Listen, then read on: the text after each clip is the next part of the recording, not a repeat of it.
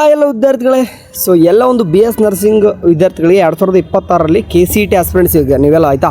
So KCET exam ಕೂಡ ಬರೆದಿದ್ದೀರಾ. Okay, result ಇನ್ನೂ ಬರದೇ ಇದ್ದಾಗ ನೋಡ್ತಾ ಇರ್ತಾರೆ ವಿಡಿಯೋ. ಆಲ್ಮೋಸ್ಟು ರಿಸಲ್ಟ್ ಬಂದಾದ ನಂತರ ಆಪ್ಷನ್ ಎಂಟ್ರಿ ಟೈಮ್ಗಳು ಕೂಡ ನೋಡ್ತಾ ಇರ್ತಾರೆ, ಅಥವಾ ರ್ಯಾಂಡಮೈಸ್ ಸರ್ಚ್ ಮಾಡಿ ಬಿ ಎಸ್ ನರ್ಸಿಂಗ್ ಕಾಲೇಜ್ ಎಷ್ಟು ಗೌರ್ಮೆಂಟ್ ಆ್ಯಂಡ್ ನಾನ್ ಗೌರ್ಮೆಂಟ್ ಅಂತಂದು ಸೊ ಈ ರೀತಿ ಸರ್ಚ್ ಮಾಡ್ಕೊಂಡು ಕ್ಲಿಕ್ ಮಾಡ್ಕೊಂಡಿತ್ತಂದರೆ ಸರಿಯಾಗಿರೋ ವಿಡಿಯೋ ಕ್ಲಿಕ್ ಮಾಡ್ಕೊಂಡಿದ್ದಾರೆ. ಈ ಒಂದು ವಿಡಿಯೋದಲ್ಲಿ ನಿಮಗೆ B S nursing college list in ಕರ್ನಾಟಕದಲ್ಲಿ ಇರ್ತಕ್ಕಂಥದ್ದು ಹೇಳ್ತಾ ಇದ್ದೀನಿ ಆಯಿತಾ. ಸೊ ಈ PDF ನಿಮಗೆ ಲಾಸ್ಟ್ಗೆ ಎಲ್ಲಿ ಸಿಗುತ್ತದೆ ಕೂಡ ಹೇಳ್ತೀನಿ, ಕಂಪ್ಲೀಟಾಗಿ ವಿಡಿಯೋ ನೋಡಿ. ಸರಿ, ಈಗ ನಿಮಗೆ ಸಡನ್ನಾಗಿ PDF ನೋಡಿದ ತಕ್ಷಣ ರ್ಯಾಂಡಮ್ ಆಗಿ ಎಲ್ಲನೂ ಕೂಡ ಲಿಸ್ಟ್ ರೆಡಿ ಮಾಡ್ಕೊಬೇಡಿ. ಓಕೆ, ಇದರಲ್ಲಿ ನಾನು ಹೇಳ್ತಕ್ಕಂಥ ಟ್ರಿಕ್ಸ್ನ ಫಾಲೋ ಮಾಡಿ ಆಯಿತಾ. ಈ ಒಂದು ಏನಿದೆ ಇದು ಆಪ್ಷನ್ ಎಂಟ್ರಿ ಪೇಜ್, ನಾಳೆ ನಿಮಗೆ ಆಪ್ಷನ್ ಎಂಟ್ರಿ ಪೇಜಲ್ಲಿ ಕೂಡ ಇದೇ ರೀತಿ ಇರ್ತದೆ. ಆ್ಯಂಡ್ ಸೊ ಹೊಸದಾಗಿ ಸ್ವಲ್ಪ ಅಪ್ಡೇಟ್ ಆಗಿರ್ತಕ್ಕಂಥದ್ದು ಏನಂತಂದರೆ, ಈಗೇನು ಕೋಡ್ ಕೊಡ್ತಾರೆ ಇಲ್ಲೇನಿದೆ ಅಂದರೆ ಇದು ಒಂದು ಕೋಡ್ ಆಯಿತಾ. ಈಗ ನಿಮ್ಗೆ ಫಸ್ಟ್ ಏನು ಕೊಡ್ತಾರೆ, ಈ ಟೈಪ್ ಆಫ್ ಕಾಲೇಜ್ ಗೌರ್ನಮೆಂಟಾ ಆ್ಯಂಡ್ ಪ್ರೈವೇಟಾ. ಓಕೆ, ಫಾರ್ ಎಕ್ಸಾಂಪಲ್ ನಿಮ್ಗೆ ತೋರಿಸ್ತೀನಿ ನಿಮಗೆ. ಓಕೆ, ಇಲ್ಲಿ ನೋಡಿ ಈ ಥರ ಬಂತಪ್ಪ ಅಂತಂದರೆ ಏಡೆಡ್ ಇರ್ತಾವ ಅಂತ ಅರ್ಥ ಆಯಿತಾ. ಸೊ ಅದು ಫಾರ್ ಎಕ್ಸಾಂಪಲ್ ಹಂಗೆ ನಾನು ಎಲ್ಲ ಕ್ಲಿಕ್ ಮಾಡ್ಕೊಂತೀನಿ, ಬಿ ಬೆಳೆದವು ಅಂದರೆ ಎಲ್ಲನೂ ಕೂಡ ಅಫಿಲೇಟೆಡ್, ಅಂದರೆ ಅಫಿಲೇಟೆಡ್ ಇರ್ತಕ್ಕಂಥ ರಾಜೀವ್ ಗಾಂಧಿ ಯೂನಿವರ್ಸಿಟಿಗೆ ಇರ್ತಕ್ಕಂಥ ಕಾಲೇಜಸ್ ಇವೆಲ್ಲ. ಸೊ G ಅಂದರೆ ಗೌರ್ನಮೆಂಟು, B ಅಂತಂದರೆ ಪ್ರೈವೇಟ್ ಕಾಲೇಜ್ ಅಂತ ಅರ್ಥ, ಅಷ್ಟೇ ಮತ್ತೇನಿಲ್ಲ. ಸೊ ಇದಿಷ್ಟು ಅರ್ಥ ಮಾಡ್ಕೊರು ಫಸ್ಟ್ನೇದು ಟೈಪ್ ಅಂತಂದರೆ.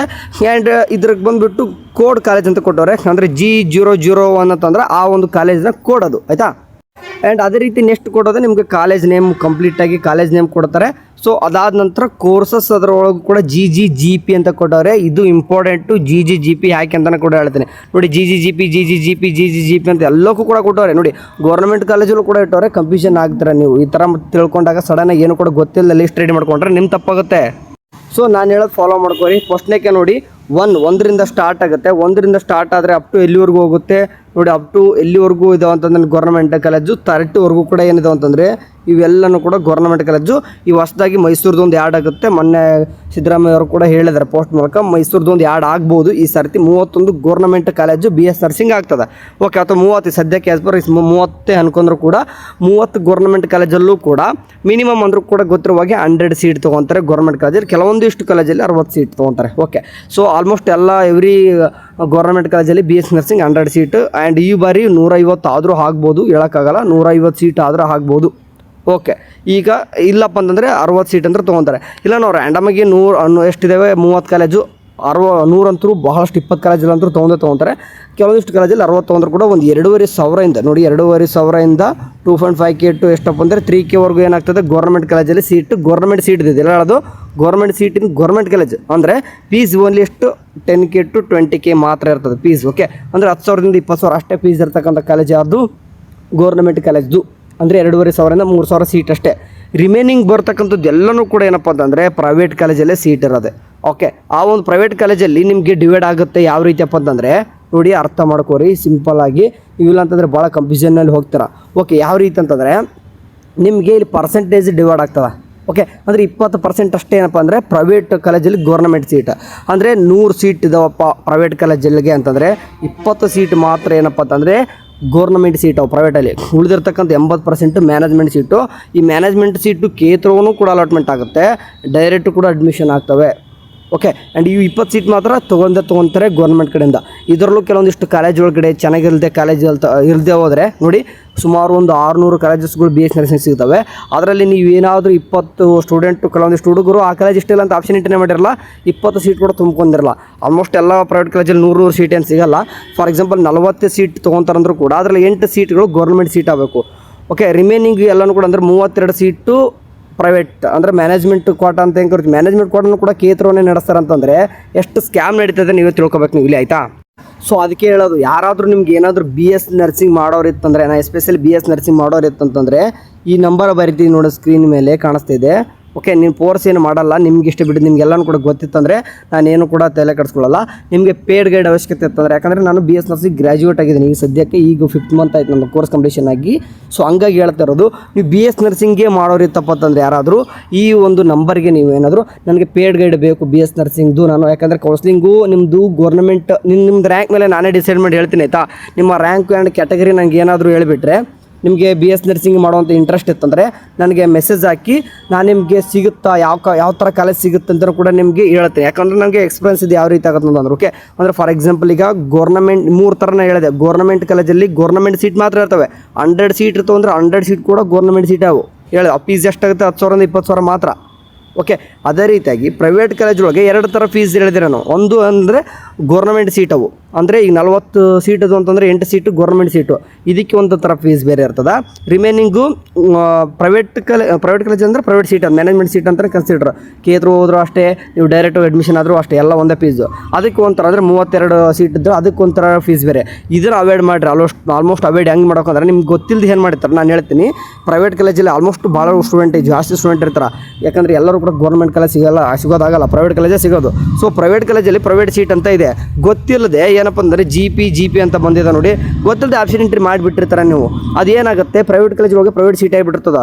1 ಲಕ್ಷಕ್ಕಿಂತ ಮೇಲೆ ಫೀಸ್ ಇದೆ. ಅದಕ್ಕೂ ಒಂದು ತಲೆಯಲ್ಲಿ ಇಟ್ಕೊ, 1 ಲಕ್ಷಕ್ಕಿಂತ ಮೇಲೆ ಫೀಸ್ ಕೊಟ್ಟು ನೀವೇನಾದರೂ ಕಲಿತೀನಿ ಅಂತಂದರೆ KCET ಯಾಕೆ ಬರಬೇಕು, KCET ಬರೆದ್ರು ಕೌನ್ಸಿಲಿಂಗ್ ಯಾಕೆ ಪಾರ್ಟಿಸಿಪೇಟ್ ಮಾಡಬೇಕು, ಅದೆಲ್ಲ 1 ಲಕ್ಷ ಮೇಲೆ ಫೀಸ್ ಕೊಡೋಂಗಿತ್ತಂದ್ರೆ ಯಾಕೆ ನೀವೆಲ್ಲ KCET ಬರೆಯೋದು, ಇದೆಲ್ಲ ಯಾಕೆ ಕಷ್ಟಪಡಬೇಕು?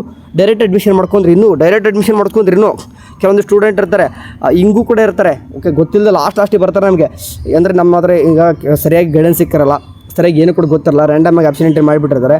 ಸೊ ಪ್ರೈವೇಟ್ ಕಾಲೇಜಲ್ಲಿ ಪ್ರೈವೇಟ್ ಸೀಟ್ ಸಿಕ್ಬಿಡುತ್ತೆ. 1,20,000, 1,15,000, 1,30,000 ಈ ಥರ ಎಲ್ಲ ಕೇಳ್ತಿರ್ತಾರೆ. ಸೊ ಅಂಥ ಸ್ಟೂಡೆಂಟ್ ಲಾಸ್ಟಿಗೆ ಬರ್ತಾರೆ. ಎಲ್ಲಾದರೂ ಒಂದು ಕಾಲೇಜ್ ಚೆನ್ನಾಗಿರೋದು, ಒಂದು ರೇಂಜ್ಗಿರೋದು, ಒಂದು ಎಷ್ಟಪ್ಪ ಅಂದರೆ 60,000 ಇಂದ 80,000 ಒಳಗಡೆ ಫೀಸ್ ಇದ್ದರೂ ಓಕೆ ನಮ್ಗೆ ಹೇಳ್ರಿ ಅಂತ ಹೇಳಿದ್ರು. ಓದ್ಸತಿ ಸುಮಾರು ಒಂದು 10 ಸ್ಟೂಡೆಂಟ್ ಆದರೂ ಈ ಥರ ನಾನೇ ಅಡ್ಮಿಷನ್ ಮಾಡಿಸಿದ್ದೀನಿ. ಯಾಕಂದರೆ ನಿಮಗೆ BS ನರ್ಸಿಂಗ್ಗೆ ಸಂಬಂಧಪಟ್ಟಾಗೆ ನಮ್ಮ ಒಂದು ಯೂನಿವರ್ಸಿಟಿ ಪೇಜ್ ಇದೆ. ಓಕೆ, ಅದರಲ್ಲಿ 67,000 ಸ್ಟೂಡೆಂಟ್ ಇದ್ದಾರೆ. ಆ್ಯಂಡ್ ವಾಟ್ಸಪ್ ಬಂತಂದರೆ 98,000 ಇದ್ದಾರೆ. ಸೊ ಒಂದೇ ಒಂದು ಏನಾದರೂ ಆ ಕಾಲೇಜ್ ಬಗ್ಗೆ ಏನಾದರೂ ಮೆಸೇಜ್ ಹಾಕಿದರೆ ನೆಕ್ಸ್ಟ್ ಡೇನೇ ಆ ಕಾಲೇಜು ಮುಚ್ಕೊಂಡು ಹೋಗುತ್ತೆ. ಸೊ ಇರ್ತಕ್ಕಂಥ ಪವರ್ ಇದೆ, ಅದು ಒಳ್ಳೇದಕ್ಕೆ ಯೂಸ್ ಮಾಡ್ಕೊತಿದ್ದೀವಿ ನಾವು. ಓಕೆ, ಹಂಗಂತ ನಿಮ್ಗೆ ಆ ಥರ ಏನಾದರೂ ಕಂಪ್ಲೇಂಟ್ಸ್ ಇತ್ತಂದರೆ ನಮ್ಗೆ ತಿಳಿಸ್ಬೋದು ನೀವು. ನಿಮ್ಗೆ ಅಂದರೆ ಈ ಥರ ಫೀಸ್ ಇತ್ತು ನಾನೇ ನಿಮಗೆ ಹೇಳ್ತೀನಿ ಅಂತ ಆ ಕಾಲೇಜ್ ಸೇರ್ಕೋರ್ಬೇಕಾರೆ 60,000 ಇಂದ 80,000 ಒಳಗಡೆ ಒಳ್ಳೆ ಕಾಲೇಜ್ ಇರ್ತಕ್ಕಂಥ ಕಾಲೇಜ್ ಸಿಕ್ಕಾಪಟ್ಟೆ ಕರ್ನಾಟಕದಲ್ಲಿದ್ದಾವೆ. ಸುಮ್ಮನೆ ಲಕ್ಷಾಂತರ ರೂಪಾಯಿ ದುಡ್ಡು ಕೊಟ್ಟು ನಿಮ್ಮ ಹತ್ರ ಸ್ಕ್ಯಾಮ್ ಮಾಡಿ ತೊಗೊತಾರೆ ದುಡ್ಡು. ಆ ಥರನ ಅವಾಯ್ಡ್ ಮಾಡಿ. ಓಕೆ, ಸರಿ, ಇದು ಒಂದು ನಿಮ್ಗೆ ಹೇಳ್ಬೇಕಂತ ಇವಾಗಲೇ ಹೇಳ್ತಿದ್ದೀನಿ. ಆ್ಯಂಡ್ ಆಪ್ಷನ್ ಎಂಟ್ರಿಗೆ ಸಂಬಂಧಪಟ್ಟ ಹಾಗೆ ಇಲ್ಲೇನು ಕಾಲೇಜ್ ಹೇಳ್ತೀನಿ ತೋರಿಸ್ತೀನಿ ನಿಮಗೆ. ಎಲ್ಲ ಕಾಲೇಜ್ ಬಗ್ಗೆ ತಲೆ ಕೆಡಿಸೋಬೇಡಿ. ಇದೆ 3 ರೀತಿ ಫೀಸ್ ಅಂತಲೂ ಕೂಡ ಹೇಳಿದೆ. ಗೌರ್ಮೆಂಟ್ ಕಾಲೇಜ್ ನಿಮ್ಗೆ ಏನಾದ್ರು ಸಿಕ್ಕಿ ನಿಮ್ಮಂಥ ಲಕ್ಕಿವಂತರ ಇರಲ್ಲ, ನಾನು ನಿಮ್ಗೆ ರ್ಯಾಂಕ್ ಆ್ಯಂಡ್ ಕ್ಯಾಟಗರಿ ನಾನು ಕಳಿಸ್ರಿ, ನಾನು ನಿಮಗೆ ಶೂರ್ ಹೇಳ್ತೀನಿ ಈ ಥರ ಕಾಲೇಜಸ್ ಸಿಗ್ಬೋದು, ಅಂದರೆ ಗೌರ್ಮೆಂಟ್ ಕಾಲೇಜ್ ಸಿಗ್ಬೋದು ಇಲ್ಲ ಅಂತಂದು ಆ ರ್ಯಾಂಕ್ ನಿಮ್ಮ ಕ್ಯಾಟಗರಿ ನೋಡಿ ಹೇಳ್ತೀನಿ. ಇದು ಯಾವಾಗ ಕಳಿಸಿ ಅಂದರೆ KCET ರಿಸಲ್ಟ್ ಬಂದಾದಮೇಲೆ. ಓಕೆ, ಯಾಕಂದರೆ KCET ರಿಸಲ್ಟೇ ಬಂದಿಲ್ಲ, ಇವಾಗಲೇ ಕಳಿಸಿದರೆ ನನಗೆ ಏನಾಗುತ್ತೆ, ನೀವು ಹಂಗೆ PUC ಮಾರ್ಕ್ಸು ಆ ಥರ ಹೇಳಿದ್ರೆ ಗೊತ್ತಾಗಲ್ಲ. ಯಾಕಂದರೆ PUC ಪರ್ಸೆಂಟೇಜೇ ಬೇರೆ. ಯಾಕಂದರೆ ನಿಮಗೆ KCET ಏನಂತ ಈ ಥರ ಮಾರ್ಕ್ಸ್ ಅದ್ರ ಮೇಲೆ ಏನಾಗುತ್ತೆ ರ್ಯಾಂಕ್ ಬರುತ್ತೆ. ಓಕೆ, ಸೊ ಹಂಗಾಗಿ ಗೌರ್ಮೆಂಟ್ ಕಾಲೇಜಲ್ಲಿ ಪ್ಯೂರ್ ಗೌರ್ಮೆಂಟ್ ಕಾಲೇಜಲ್ಲಿ ಪ್ಯೂರ್ ಗೌರ್ಮೆಂಟ್ ಸೀಟು ಇವು ಮಾತ್ರ ಲಕ್ಕಿ ಸ್ಟೂಡೆಂಟ್ ಸಿಕ್ಕರೆ ಮಾತ್ರ. ಯಾಕಂದರೆ ಪ್ರಾಕ್ಟಿಕಲ್ ಎಕ್ಸ್ಪೋಸು ಕೂಡ ಚೆನ್ನಾಗಿರುತ್ತೆ, ಫೀಸು ಕೂಡ ಕಡಿಮೆ ಇರ್ತದೆ. ಓಕೆ, ಯಾಕಂದರೆ ಜಿಲ್ಲಾಸ್ಪತ್ರೆಗಳಿರ್ತವೆ ಕಲಿತೀರ.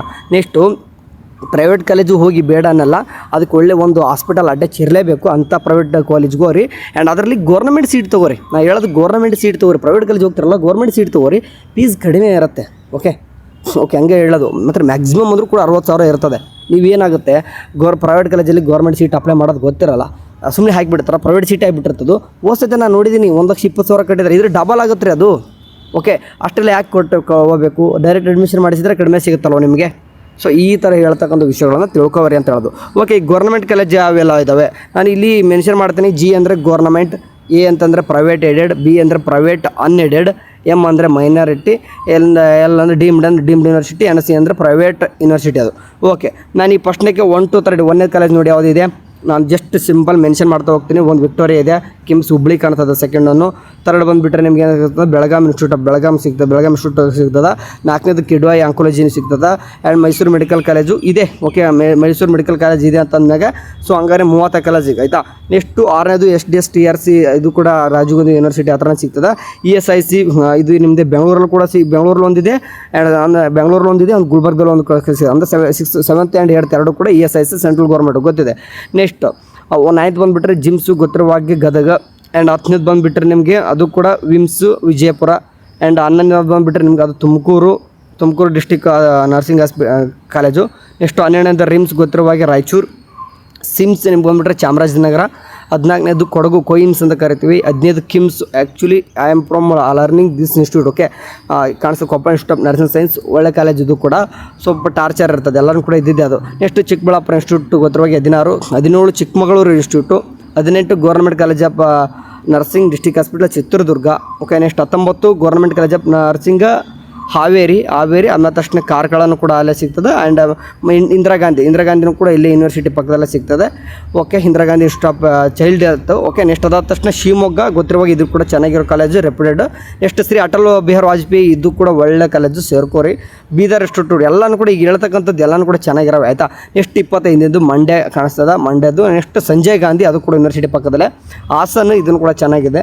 ಆ್ಯಂಡ್ ನೆಕ್ಸ್ಟು ಹೊಳೆನರಸೀಪುರ ಎಲ್ಲನೂ ಕೂಡ ಹೇಳ್ತಕ್ಕಂಥ ವಿಮ್ಸ್. ಓಕೆ, ಬಳ್ಳಾರಿ ನೋಡಿ, ಅದು ವಿಜಯಪುರದ್ದು, ಅದು ಬೇರೆ, ಇದು ವಿಮ್ಸ್. ಓಕೆ, ನಾನು ಆಮೇಲೆ ಆಗಲೂ ಏನಿದೆ ವಿಜಯಪುರದ ವಿಮ್ಸ್ ಅಂತ ಹೇಳಿದೆ, ಅದು ವಿಜಯಪುರದ ಬೇರೆ, ಇದು ಬಳ್ಳಾರಿದು ವಿಜಯಪುರ ನೋಡಿ. ಓಕೆ, ಅದು ಬಿಜಾಪುರದ, ನಾನು ಆ್ಯಕ್ಚುಲಿ ಬಿಜಾಪುರಕ್ಕೆ ಹೋಗಿ ಈ ಥರ ಹೇಳಿದೆ, ಸಾರಿ ಆಯಿತಾ.